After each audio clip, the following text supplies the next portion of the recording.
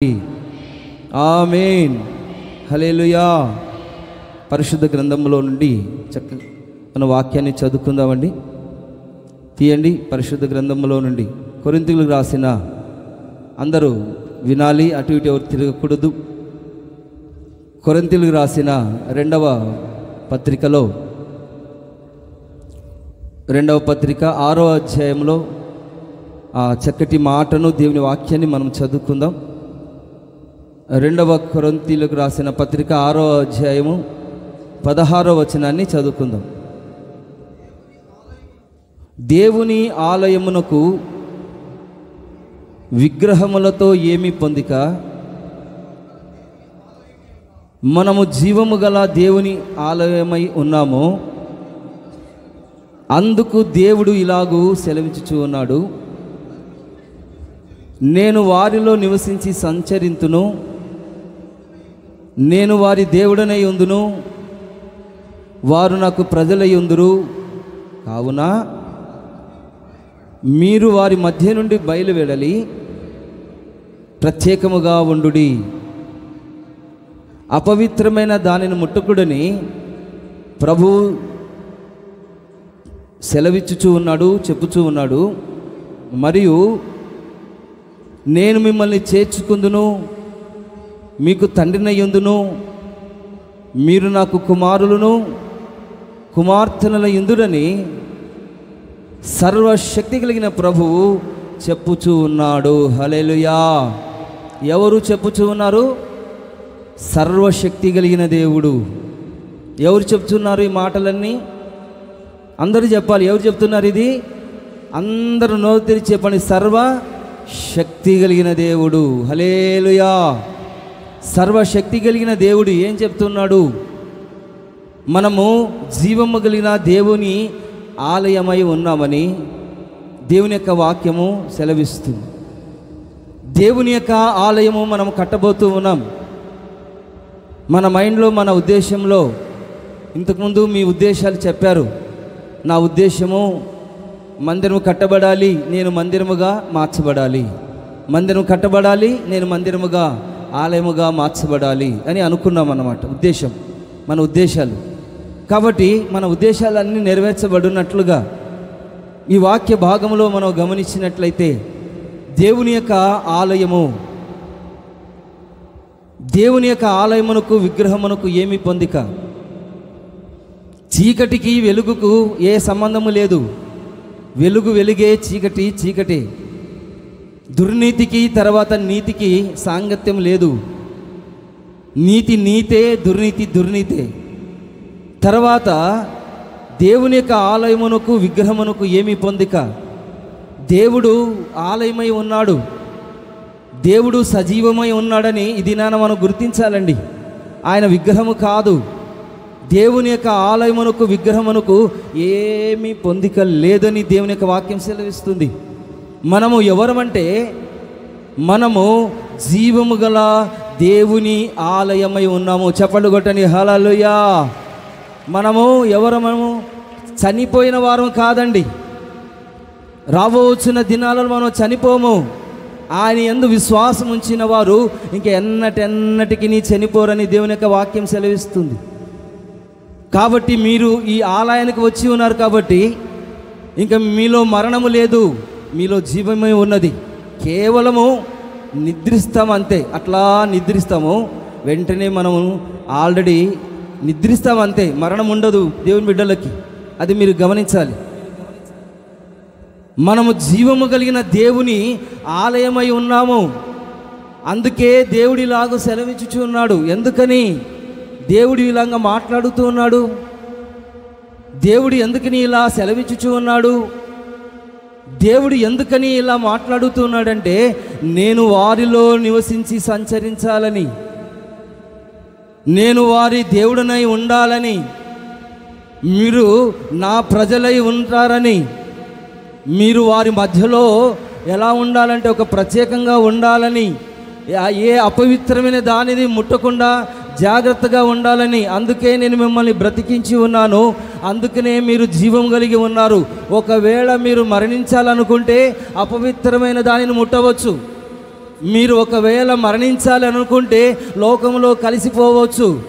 ఒకవేళ మీరు నాతో ఉండకూడదు అనుకుంటే మీరు విగ్రహాలతో ఉండొచ్చు, లోకముతో ఉండొచ్చు, మీ ఇష్టం అది అని ప్రభువు సెలవించుచూ ఉన్నాడు అన్నమాట. కాబట్టి ఈ వాక్య భాగంలో మనం గమనించినట్లయితే నేను మిమ్మల్ని చేర్చుకుంటాను అని అంటున్నాడు అన్నమాట. నేను మిమ్మల్ని చేర్చుకుంటాను, మీరు మీకు నేను తండ్రినై ఉంటాను, మీరు నాకు కుమారులను కుమార్తెలనై ఉంటారని ఈ వాక్యాలన్నీ సర్వశక్తి కలిగిన దేవుడు చెప్తూ ఉన్నాడు అన్నమాట.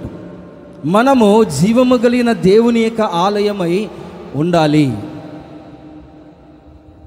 ఈ ఆలయం కట్టబడాలి. దేవుడు చెప్తున్నాడు మనం ప్రత్యేకముగా ఉండాలి. మీరు వారి మధ్య నుండి బయలు వెళ్ళండి, ప్రత్యేకంగా ఉండండి అని చెప్తూ ఉన్నారన్నమాట. ఒక ప్రత్యేకమైన శైలిలో, ఒక ప్రత్యేకమైన పద్ధతిలో మనం నడిపించబడాలని ఈ వాక్యం మనకు సెలవిస్తుంది. ఇంకా మనము గమనించినట్లయితే మరియు నేను మిమ్మల్ని చేర్చుకుందును, మీకు నేను తండ్రినై ఉంటానని ఈ వాక్యాలన్నీ సర్వశక్తి కలిగిన దేవుడు చెప్తూ ఉన్నాడనమాట. కాబట్టి మీరు శ్రద్ధగా వినాలి. ఎవరు అనాలోచితంగా వింటే మీరు దేవుని యొక్క ఆశీర్వాదానికి దూరం అయిపోతారు. దేవుని యొక్క వాక్యాన్ని చక్కగా వినాలన్నమాట. చూడండి, వాక్య భాగంలో మనం గమనించినట్లయితే ఏం చెప్పబడుతుందంటే, నేను చెప్పినట్లుగా మీరు నాకు ఒక పరిశుద్ధమైన స్థలాన్ని నిర్మించాలి. చెప్పాలి హల్లెలూయా. దేవుడు చెప్పినట్లుగా నిర్మించాలంట, మన ఇష్టానుసారంగా కాదండి. వినాలి.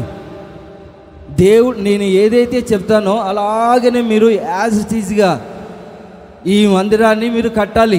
నా ఆలోచనతో, నా నిర్ణయముతో, నా ప్రేరేపణతో మందిరాన్ని మీరు కట్టాలి అని ముందుగానే మీకు తెలియజేస్తున్నాడండి. ఇంతకుముందు వాగ్దానం ఏంటి? మందిరం కట్టబడినట్లు ఘనత కలుగుతుంది. ఆ ఘనత కలగాలంటే ఏం చేయాలో ఇంతకుముందు మీరు నేర్చుకున్నారు. అయితే ఇప్పుడు మనం రాబోసిన కొద్ది దినాలలో, 1 నెల లోపల, 2 నెలల లోపల మన మందిరాన్ని కట్టబోతూ ఉన్నాం. కానీ ఈ మందిరానికి ఈ కట్టాలంటే ఎట్లా ఇది అనేది ఇప్పుడు ఈ వాక్య భాగము ద్వారా మనం నేర్చుకుందాం అన్నమాట. ఆయన చెప్పినట్లుగా మీరు ఏం చేయాలంటే ఈ పరిశుద్ధమైన స్థలాన్ని నిర్మించాలి. చెప్పాలి ఆమేన్, హల్లెలూయా. ఎందుకంటే నేను వారిలో నివసించినట్లు వారు నాకు పరిశుద్ధమైన స్థలమును నిర్మించాలని పరిశుద్ధ లేఖనాలలో నిర్గమకాండంలో ఆ వాక్యాన్ని మనం చదువుకుందామండి. నిర్గమకాండం 25వ అధ్యాయములో 25వ అధ్యాయము 8వ వచనం చదవండి. నేను వారిలో నివసించినట్లుగా వారు నాకు పరిశుద్ధ స్థలమును నిర్మించవలెను. అందరూ చెప్పండి, నేను వారిలో నివసించినట్లు వారు నాకు పరిశుద్ధమైన స్థలమును నిర్మించవలెను. పరిశుద్ధమైన మందిరాన్ని మనం నిర్మించాలి.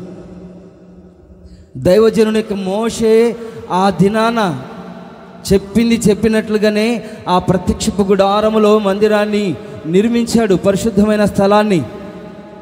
ఈ దినాన మనము కూడా ఈ మందిరమును ఎలా నిర్మించాలంటే దేవుడు నివసించేటట్లుగా. అనేక మంది దేవాలయాలు కడుతూ ఉన్నారు, పెద్ద పెద్ద దేవాలయాలు, కానీ దేవుడు దానిలో నివసించడం లేదు. కానీ ఈ మందిరంలో నివసించాలి, తర్వాత మనలో ఆయన నివసించి సంచరించాలి. చప్పలు కొట్టండి హల్లెలూయా, చప్పలు కొట్టండి హల్లెలూయా. నేను వారిలో నివసించినట్లుగా వారు నాకు పరిశుద్ధ స్థలమును నిర్మింపవలెను. ఈ పరిశుద్ధమైన స్థలం నిర్మించడానికి ఏం కావాలి? ఈ పరిశుద్ధమైన స్థలాన్ని నిర్మించడానికి ఏం కావాలంటే కొన్ని వస్తువులు కావాలండి.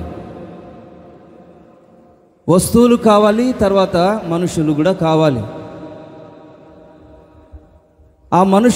ఏ మనుషుల ద్వారా ఈ మందిరం కట్టబడాలి? ఏ వస్తువుల ద్వారా ఈ మందిరం కట్టబడాలి? పరిశుద్ధమైన దేవుని యొక్క ఆలయము నిర్మించబడాలంటే ఎలాంటి మనుషులు కావాలి, ఎలాంటి వస్తువులు కావాలి అనేది ఈ దినాన మనం చక్కగా తెలుసుకోవాలండి. పరిశుద్ధమైన స్థలం నిర్మించడానికి చూడండి, కావలసిన వస్తువులు కావాలని ఆ నిర్గమకాండములోనే వ్రాయబడింది. ఎలాంటి వారి దగ్గర తీసుకోవాలి? వినండి బాగా, హలో, ఎలాంటి వారి దగ్గర తీసుకోవాలి? వస్తువులు కొన్ని కావాలంట, ఎలాంటి వారు, ఎలాంటి బుద్ధి కలిగిన వాళ్ళ దగ్గరే తీసుకోవాలి అని దేవుడు చెప్తున్నాడండి. అందరూ కాదు, ఎలాంటి ఆలోచన కలిగి ఉంటేనే తీసుకోవాలి. ఇలాంటి ఆలోచనలు ఇప్పుడు నేను చెప్పొస్తున్న ఇక వాక్యానుసారంగా ఎవరైతే ఆలోచన కలిగి ఉన్నారో అలాంటి ఆలోచనలు అలాంటి దేవుని బిడ్డల ద్వారానే తీసుకోరా బాబు అని నాతో చెప్తున్నాడు ప్రభు. అందరితో తీసుకోవద్దు, అందరి ద్వారా తీసుకోవద్దు. దేవుని యొక్క వాక్యం చెప్తుంది, పరిశుద్ధమైన స్థలం నిర్మించడానికి కావాల్సిన వస్తువులు కావాలి. తర్వాత ఎలాంటి వారి దగ్గర తీసుకోవాలి అనేది ఈ వాక్యంలో మనం తెలుసుకున్నట్లయితే దేవుడు మనల్ని ఆశీర్వదించి నడిపించునుగాక. చెప్పాలి హల్లెలూయా. అప్పుడే మనము జీవము కలిగిన దేవుని యొక్క ఆలయమై ఉంటామన్నమాట. అందరూ కాదండి. ఈ లోకంలో ఎంతోమంది ఉన్నారు, కానీ వాళ్ళు ఉన్నారే కానీ వాళ్ళు చనిపోయారని దేవుని యొక్క వాక్యం సెలవిస్తుంది. కాబట్టి మనము జీవము కలిగిన దేవుని యొక్క ఆలయమై ఉండునట్లుగా మనం ఏ విధంగా కట్టబడాలి, ఇంతవరకు మనము ఏ విధంగా కట్టబడి ఉన్నాము, ఏ విధంగా ముందుకు సాగుతూ ఉన్నాము అనేది, ఇంతకుముందు ఎలా ఉన్నాము, ఇప్పుడు ఎలా జీవిస్తున్నామనేది ఈ వాక్యానుసారంగా తెలుసుకొని తీర్మానం చేసుకొని దేవుడు మనల్ని నడిపించునుగాక. చెప్పాలి అందరూ ఆమేన్, హల్లెలూయా. చెప్పాలి హల్లెలూయా. చదవండి, నిర్గమకాండములో 25వ అధ్యాయము 2వ వచనాన్ని చదువుకుందాం. అంటే 1వ వచనం కూడా చదివితే మంచిదే. యెహోవా మోషేకు ఇలాగ సెలవిచ్చెను, నాకు ప్రతిష్టార్పణ తీసుకుని రండని ఇశ్రాయేలీయులతో చెప్పుము, మనపూర్వకముగా అర్పించు ప్రతి మనుషుని యొద్ద దానిని తీసుకొనవలెను. హల్లెలూయా. అర్థమైందా? ఏమన్నా అర్థమైందా?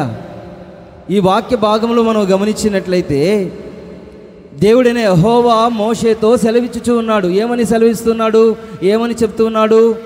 నాకు ప్రతిష్టార్పణముగా తీసుకుని రండి, అంటే ప్రతిష్టత కలిగి తీసుకుని రండి. ఇశ్రాయేలుతో చెప్పుము, వాళ్ళు ప్రతిష్ఠించుకొని సమర్పణ కలిగి ఎలా తీసుకుని రావాలంట? మనపూర్వకముగా అర్పించు ప్రతి మనుషుని యొద్ద దానిని తీసుకొనవలెను. హల్లెలూయా. చెప్పాలి హల్లెలూయా. చూడండి, ఎలా తీసుకుని, ఎవరితో తీసుకోవాలంట? మనపూర్వకంగా, అంటే ఇష్టపూర్వకంగా ఇచ్చేవారే, బలవంతంగా కాకుండా ఇష్టపూర్వకంగా. మేము చెప్తూ ఉంటాం, ఇది కావాలి అంటూ ఉంటాం అన్నమాట ఇప్పటి నుంచి. అందుకని ముందుగానే చెప్తుంటానండి, మీరు ఇసుకోకూడదు. ఇది కావాలి, సిమెంట్ కావాలి, అది కావాలి, ఇది కావాలి అని ఇసుకోకూడదు. దేవుడు ముందుగానే చెప్తున్నాడు, ముందుగానే మీతో తీర్మానం చేపిస్తూ ఉన్నాడు. ఏమని? నాకు ప్రతిష్టార్పణ తీసుకుని రండని ఇశ్రాయేలీయులతో చెప్పుము. ఇశ్రాయేలీయులందరూ, మీరందరూ ఇశ్రాయేలీయులే, యూదులే. అయితే మనపూర్వకముగా అర్పించు ప్రతి మనుషుని యొద్ద దానిని తీసుకునవలెను.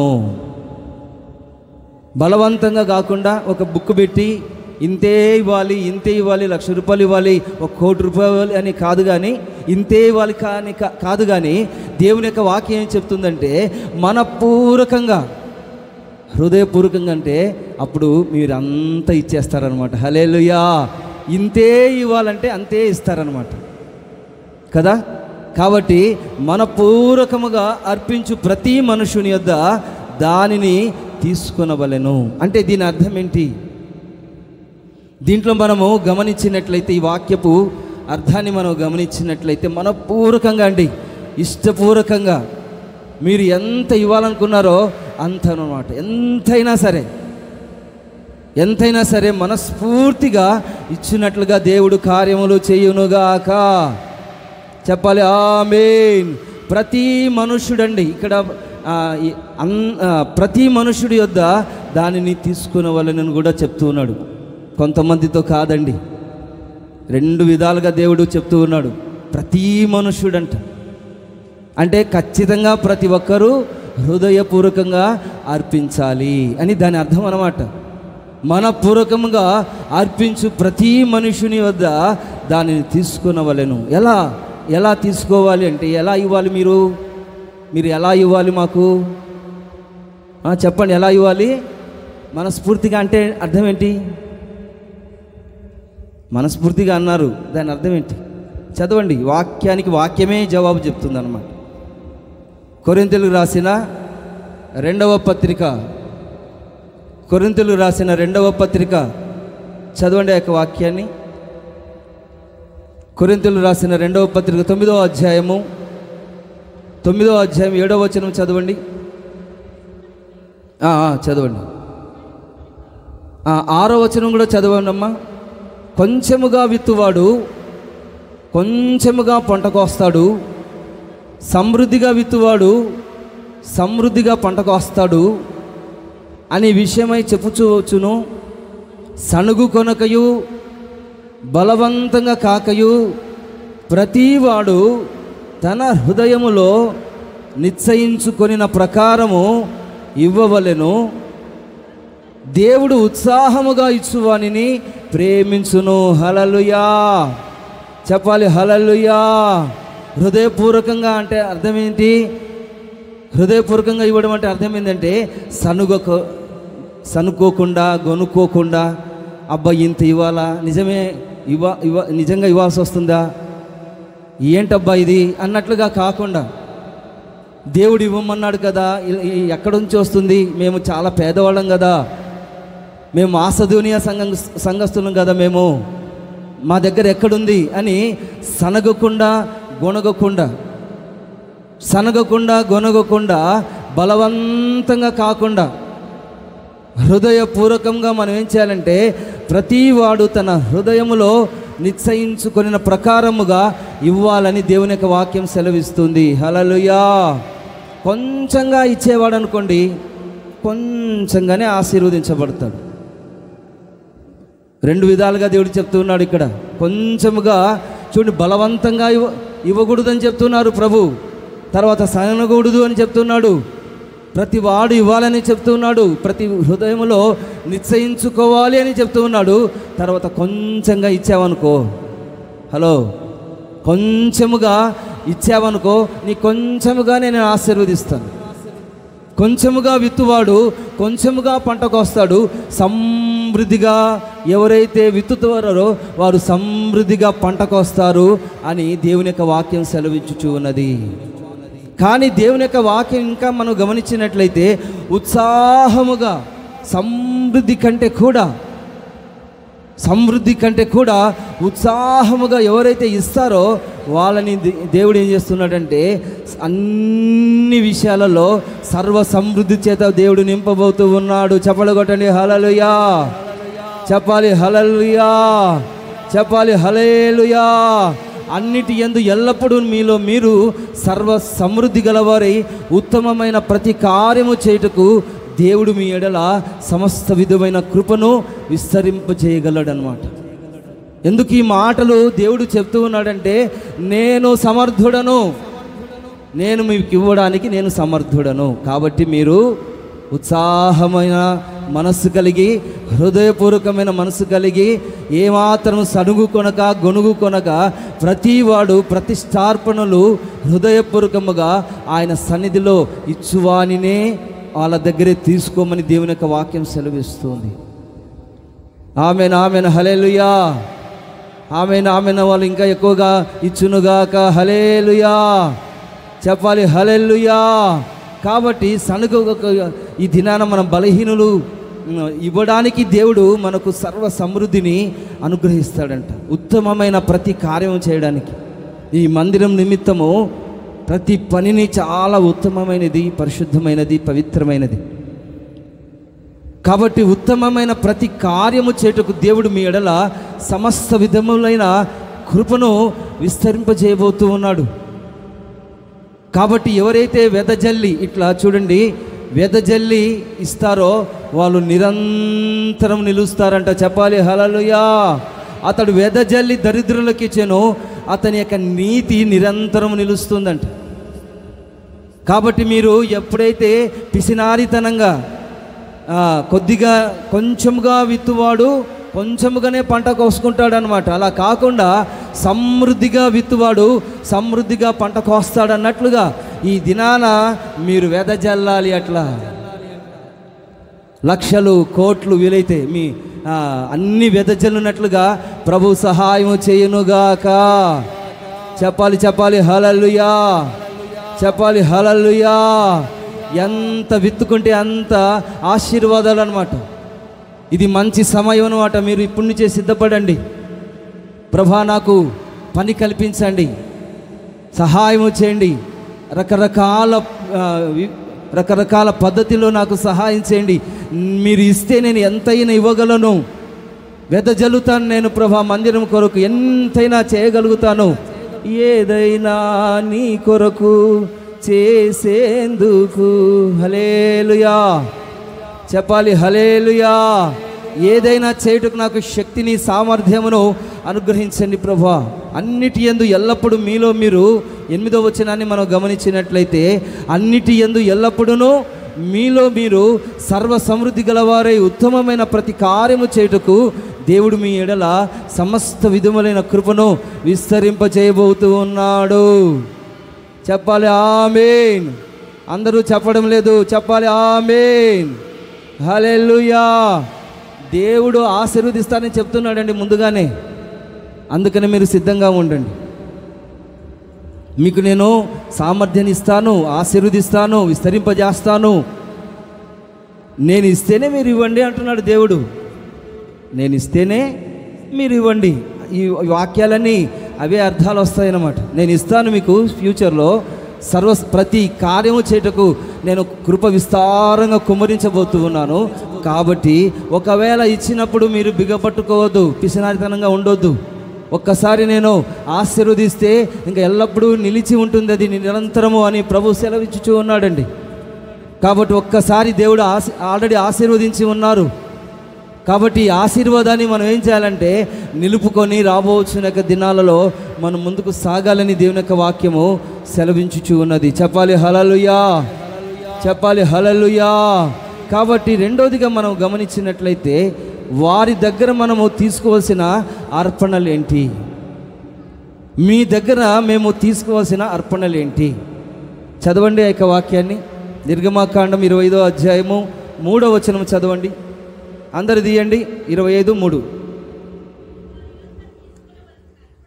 25:3 చదవండి. మళ్ళా చదవండి. మీరు వారి యొద్ద తీసుకునవలసిన అర్పణలు ఏవనగా బంగారము, వెండి, ఇత్తడి, నీల ధూమ్ర రక్తవర్ణములు, సన్నపు నార, మేక వెంట్రుకలు, ఎర్రపు రంగు వేసిన పొట్టేళ్ల తోళ్ళు, సముద్ర వత్సర తోళ్ళు, తుమ్మకర్ర, ప్రదీపమునకు తైలము, అభిషేక తైలమునకు, పరిమళ ద్రవ్యములకు, ధూపమునకు, సుగంధ సంభారములు, లేత పచ్చలు, ఏఫోదు పదకము, చెక్కు రత్నములు, ఇవన్నీ మీ దగ్గర మేము తీసుకోవాలంట. హల్లెలూయా. ఈ లిస్ట్ అంతా మీ దగ్గర ఉన్నది. హల్లెలూయా. ఈ లిస్ట్ అంతా మా దగ్గర కాదండి, మీ దగ్గరే ఉంది. ఏంటిది ఇది? బంగారం మీ దగ్గర ఉంది. చూడండి, బంగారం మీ దగ్గరే ఉంది. తర్వాత వెండి మీ దగ్గర ఉంది, ఇత్తడి మీ దగ్గర ఉంది. ఇవన్నీ మీ దగ్గర తీసుకోవాలంట. మీరు వారి యొద్ద తీసుకునవలసిన అర్పణలు బంగారము, వెండి, ఇత్తడి. ఏంటి ఈ బంగారం అంటే ఏంటి? ఈ ఇత్తడి అంటే ఏంటి? వెండి అంటే ఈ దినాన మనం తెలుసుకోవాలండి. తెలుసుకున్నట్లయితే అప్పుడు మీరు ఇవ్వగలుగుతారు మాకు.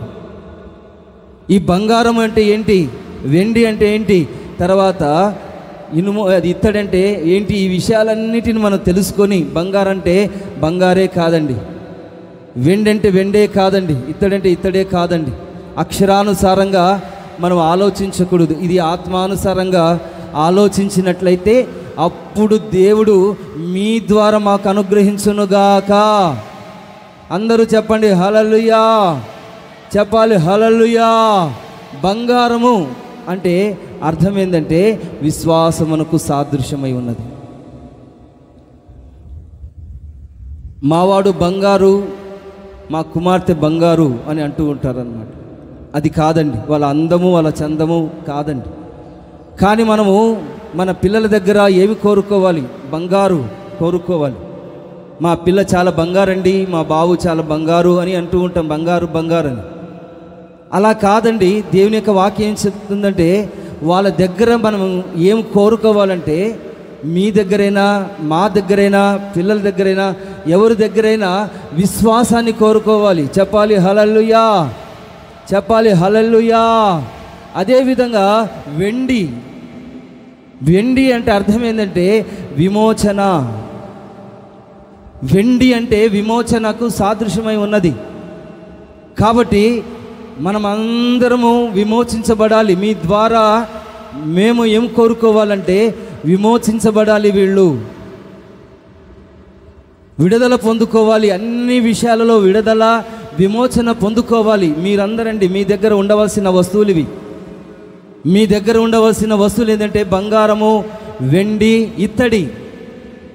మీ దగ్గర ఉండవలసింది ఏంటంటే విశ్వాసం. మీ విశ్వాసము మాకు కావాలి,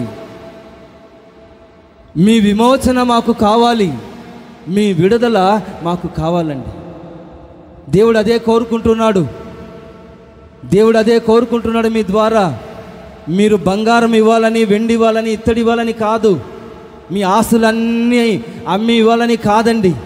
కానీ మీ ద్వారా దేవుడు ఏమని కోరుకుంటూ ఉన్నాడంటే, ఏమని, ఎలాంటి వస్తువులు ఈ మందిరానికి అవసరం ఏంటంటే చూడండి, బంగారు విశ్వాసమునకు సాదృశ్యమై ఉన్నది. చెప్పండి హల్లెలూయా, చెప్పాలి చెప్పాలి హల్లెలూయా, హల్లెలూయా. వెండి దేనికి సాదృశ్యమై ఉన్నది? విమోచన, పరిపూర్ణమైన విమోచన. విమోచండి, విమోచించబడిన వాడు చాలా గొప్పవాడు. ఈ లోకములో నుండి, మరణములో నుండి, పాపములో నుండి విమోచించబడాలి. అదే అండి మాకు కావాల్సింది. మీ డబ్బులు కాదు, మీ ఆస్తి, మీ పాస్తి కాదు. పాపములో నుంచి విమోచించబడాలి. మరణములో నుండి ప్రతి విధం ఏదైతే బంధకాలు మీకు ఉన్నాయో ఆ బంధకాలన్నిటిలో నుంచి విమోచించబడినట్లుగా దేవుడు కోరుకుంటూ ఉన్నాడు అనమాట. ఇంకా మనం గమనించినట్లయితే ఇత్తడి దేనికి సాదృశ్యమై ఉన్నదంటే దేవుని యొక్క కృపకు సాదృశ్యమై ఉన్నది. చప్పట్లు కొట్టండి హల్లెలూయా, చప్పట్లు కొట్టండి హల్లెలూయా. ఇత్తడి దేనికి సాదృశ్యం? కృపకు సాదృశ్యమై. మీ ద్వారా మాకు కృప రావాలి. మీరు చేసే ఆ యొక్క ప్రార్థనలు, మీరు చెల్లించే యొక్క స్తుతుల ద్వారా మాకేం కావాలి? కృప కావాలి. మేము చెల్లించే ఆ యొక్క స్తుతుల మూలాన మీకు కృప కావాలి. మీ ద్వారా నాకు ఏమి సంపాదించుకోవాలంటే, మీరు కృప పొందారనుకోండి, ఆ కృప విస్తారంగా మార్చబడుతుంది. హల్లెలూయా, చెప్పాలి హల్లెలూయా. మీ ద్వారా మాకు ఏం కావాలంటే కృప కావాలండి. అందుకనే దేవుడు ఏం కోరుకుంటున్నాడు అక్కడ? మీరు వారి యొద్ద తీసుకోవాల్సిన అర్పణలు ఏమనగా బంగారు, అందరు చెప్పండి, బంగారు, వెండి, ఇత్తడి. బంగారు దేనికి సాదృశ్యము? విశ్వాసమునకు సాదృశ్యం. వెండి విమోచనమునకు సాదృశ్యం.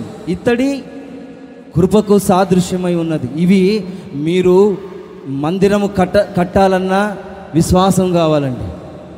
మందిరం కట్టబడాలన్నా మీరు విమోచించబడాలి, పరిశుద్ధులుగా పవిత్రులుగా మార్చబడాలి. ఎవరంటే వాళ్ళు కట్టకూడదు మందిరం, ఎవరంటే వాళ్ళు పని చేయకూడదు, ఎవరంటే వాళ్ళు ఇవ్వకూడదు. అందరూ ఇస్తారండి. మీరు ఎందుకు ఇచ్చారు?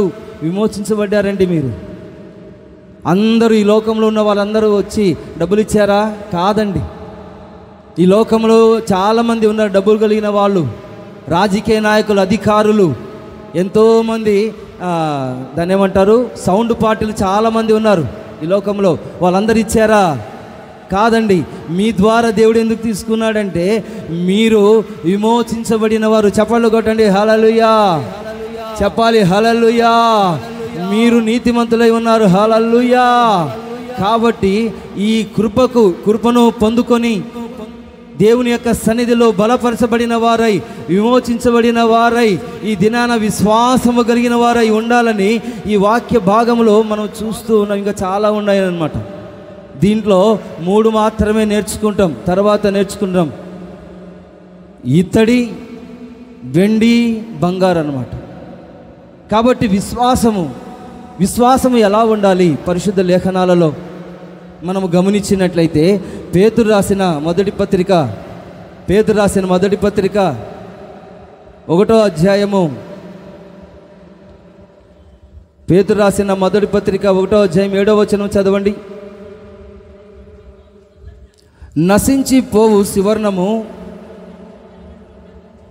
అగ్ని పరీక్ష వలన శుద్ధపరచబడుచున్నది కదా, దానికంటే అమూల్యమైన మీ విశ్వాసము ఈ శోధనల చేత పరీక్షకు నిలిచినదై యేసు క్రీస్తు ప్రత్యక్షమైనప్పుడు మీకు మెప్పు,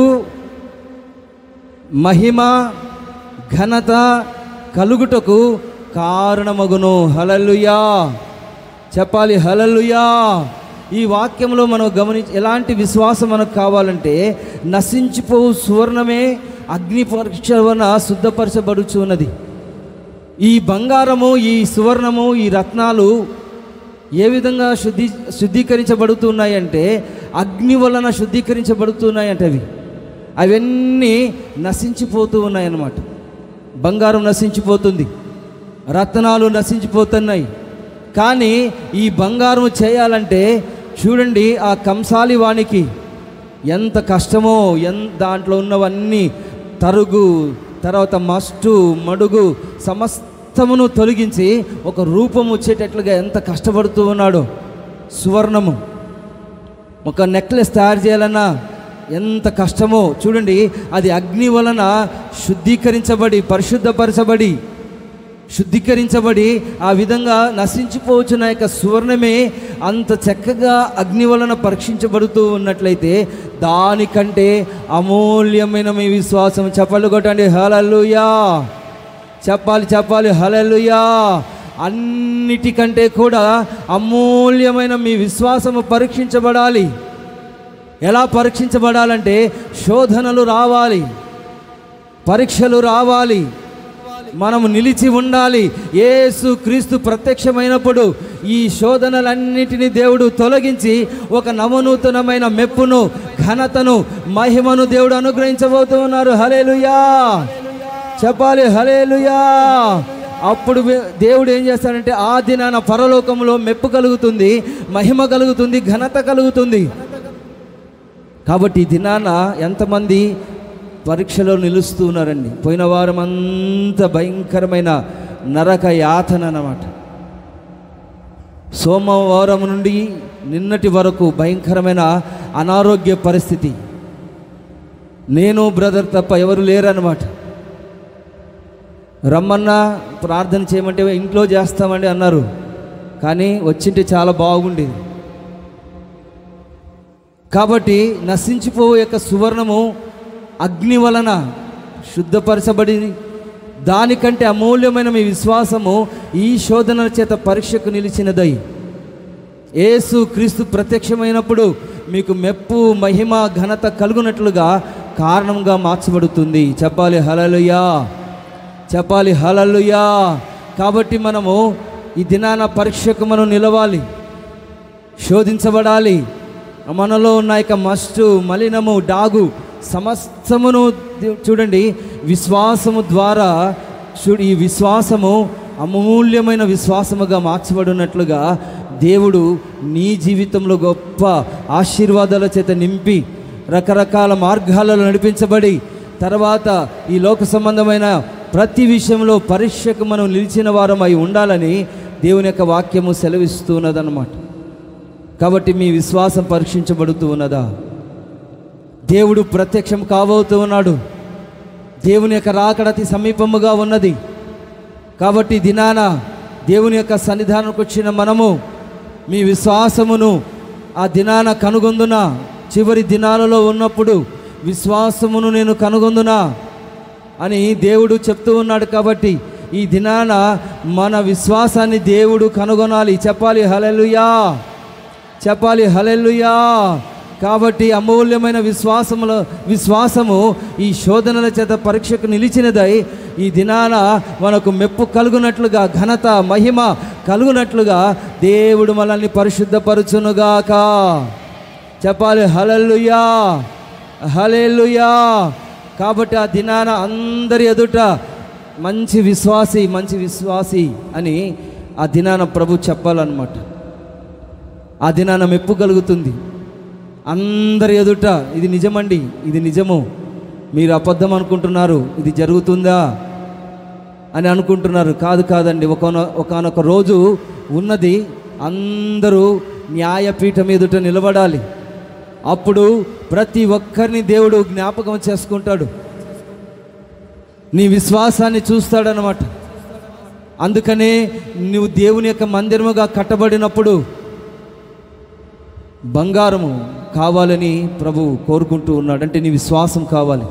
విశ్వాసము కలిగిన వాడవై, నమ్మకము కలిగిన వాడవై దేవుని యొక్క సన్నిధిలో ఉన్నట్లయితే మందిరముగా నువ్వు కట్టబోతూ ఉన్నావు. హల్లెలూయా, చెప్పాలి హల్లెలూయా.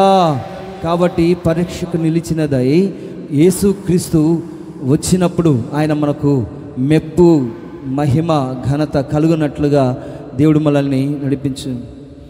రెండవదిగా మనం గమనించినట్లయితే చదవండి, విమోచన దేనికి సాదృశ్యం అంటే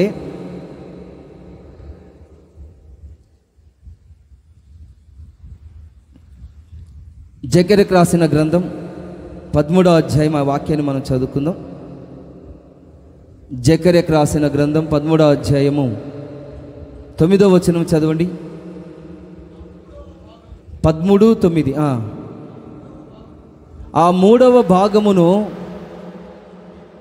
నేను అగ్నిలో నుండి వెండిని తీసి శుద్ధపరిచినట్లుగా శుద్ధపరుస్తాను, బంగారమును శోధించినట్లుగా వారిని శోధింతును. వారు నా నామమును బట్టి మొరపెట్టగా నేను వారి మొరను ఆలకింతును.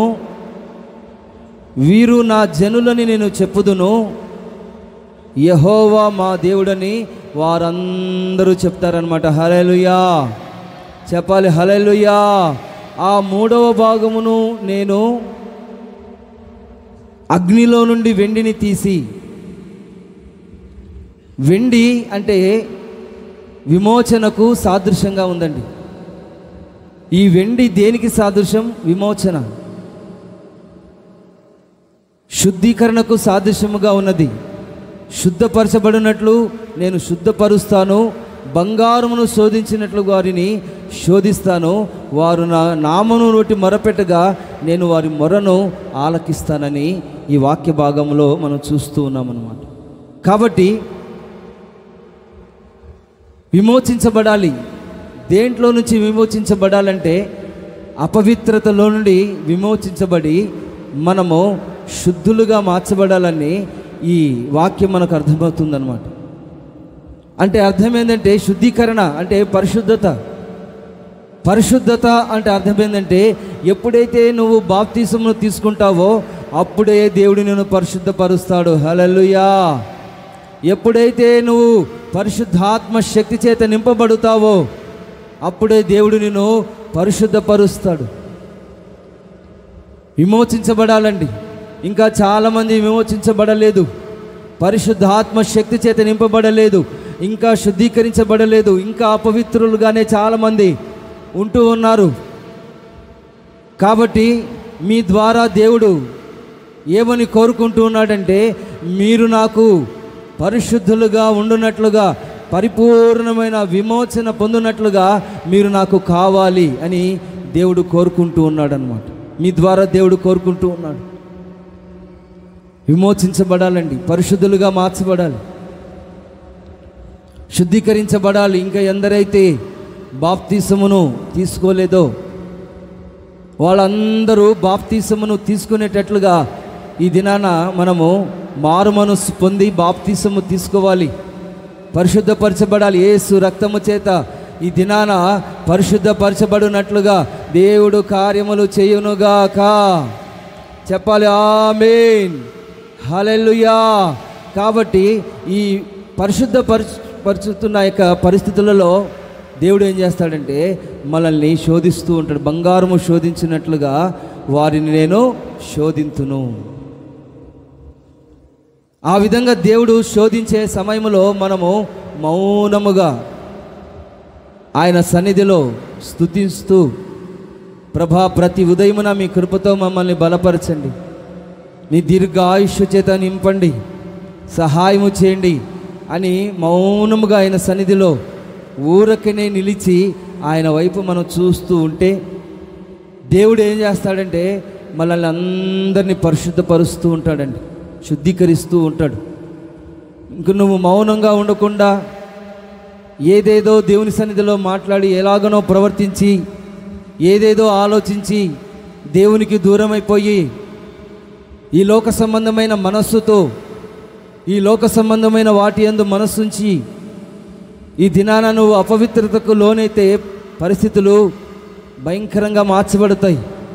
కాబట్టి ఈ దినాన చూడండి, ఈ విమోచన, పరిపూర్ణమైన విమోచన పొందినట్లుగా ఈ దినాన ప్రతి విషయంలో ప్రభా నన్ను పరీక్షించండి అయ్యా, నా హృదయాన్ని శోధించండి అయ్యా, నా జీవితాన్ని మార్చండి అయ్యా, నా అజ్ఞానాన్ని తొలగించండి, నా అవివేకాన్ని తొలగించండి, సహాయము చేయండి.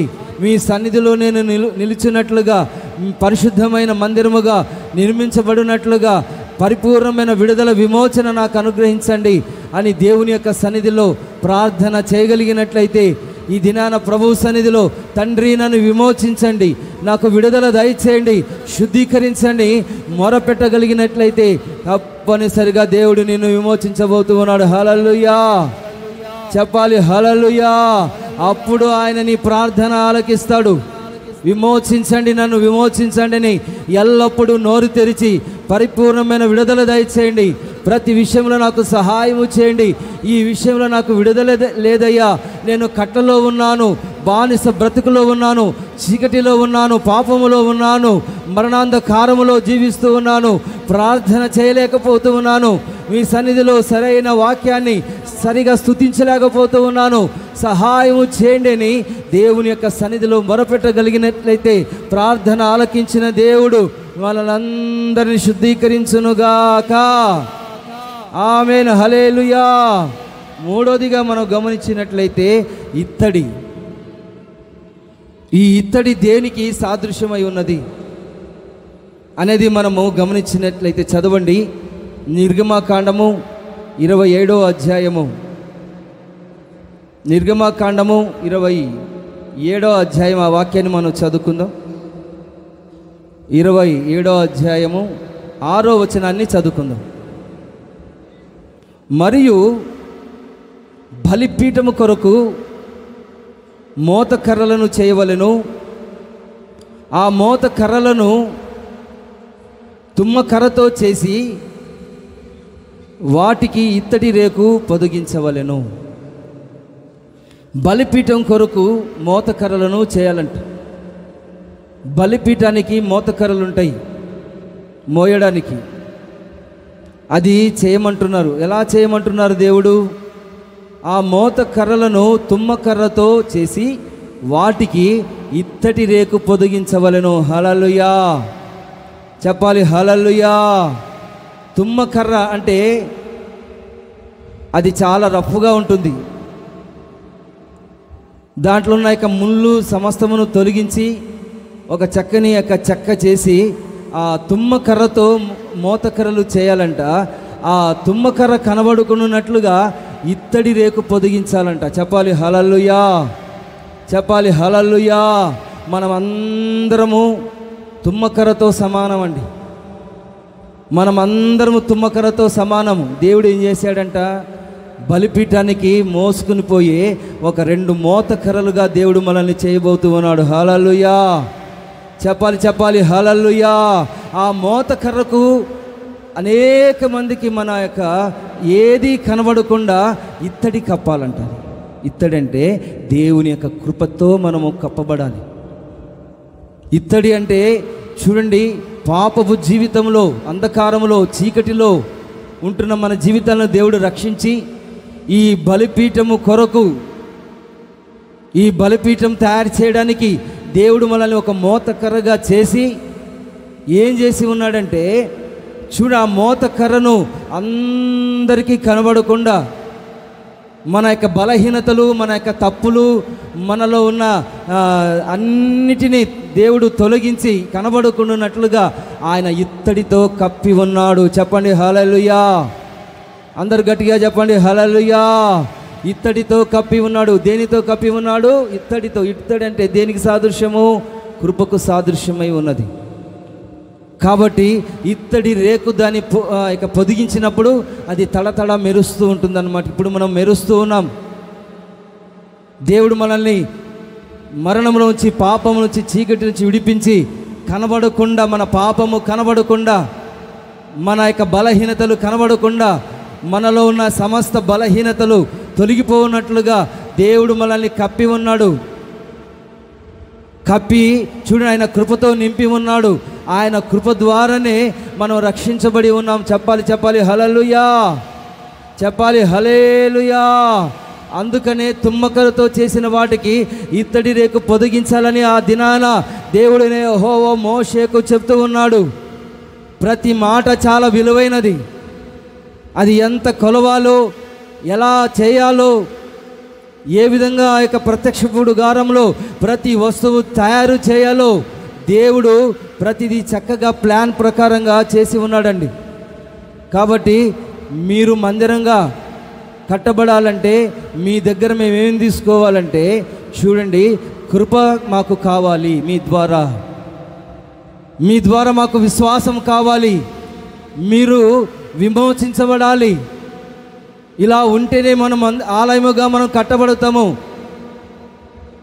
జీవము కలిగిన దేవుని యొక్క మందిరముగా మనం మార్చబడతాము. ప్రతి ఒక్కరూ హృదయపూర్వకంగా ఇవ్వాలి, సనగక గొనగక. ఈ దినాన హృదయపూర్వకంగా ప్రతి ఒక్కరూ అర్పణలు ఇవ్వాలి. అలా చేసినప్పుడే నువ్వు మందిరంగా కట్టబడతావు, మందిరముగా నిర్మించబడతావు. పరలోక రాజ్యములో ఘనత, మహిమ కలుగుతుంది. హల్లెలూయా. చెప్పండి, అందరు చెప్పండి హల్లెలూయా.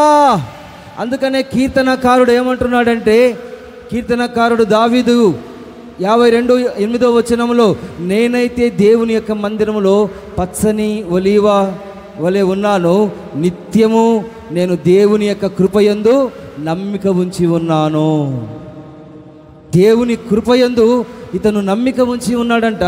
అందుకనే దేవుని యొక్క మందిరంలో పచ్చని ఒలీవ మొక్కల వలె దేవుని యొక్క మందిరంలో పెరుగుతూ ఉన్నాడంట. హల్లెలూయా. చెప్పాలి హల్లెలూయా.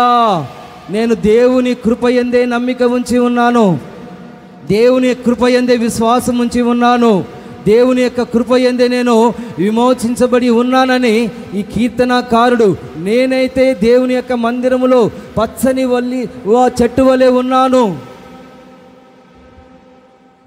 నిత్యము ఆయన కృపయందు నేను నమ్మిక ఉంచి ఉన్నాను అని అంటూ ఉన్నాడు. కాబట్టి ఇలా మనం అనాలండి, దేవుని కృపయందే మనం నిత్యము నమ్మిక ఉంచాలి. చెప్పాలి హల్లెలూయా. అందరూ చెప్పండి, నేను దేవుని కృపయందే నమ్మిక ఉంచి ఉన్నాను. అందరూ చెప్పండి, నేను దేవుని కృపయందే నమ్మిక ఉంచి ఉన్నాను, నిత్యము దేవుని కృపయందే నమ్మిక ఉంచి ఉన్నాను. అందరూ చెప్పండి నోరు తెరిచి. అందరూ చెప్పలేక మనసుతో. ఇంకా చెప్పాలి, దేవుని కృపయందే మేమందరం నమ్మిక ఉంచి ఉన్నాము. ఆమేన్. హల్లెలూయా. ఇదండి దేవుని యొక్క ఆలయం అంటే. ఇది నిజమైన దేవుని యొక్క ఆలయం. మనం జీవము కలిగిన దేవుని యొక్క ఆలయమై ఉండాలంటే పరిశుద్ధ స్థలం నిర్మించడానికి కావాల్సిన వస్తువులు కావాలి. ఎలాంటి దగ్గర తీసుకోవాలో దేవుని యొక్క వాక్యానుసారంగా మనం తెలుసుకున్నాం. కాబట్టి ఈ దినాన ఈ వాక్యాన్ని మనం ఆధారం చేసుకొని దేవుని యొక్క సన్నిధిలో తీర్మానముతో మనం ప్రార్థన చేసుకోవాలి.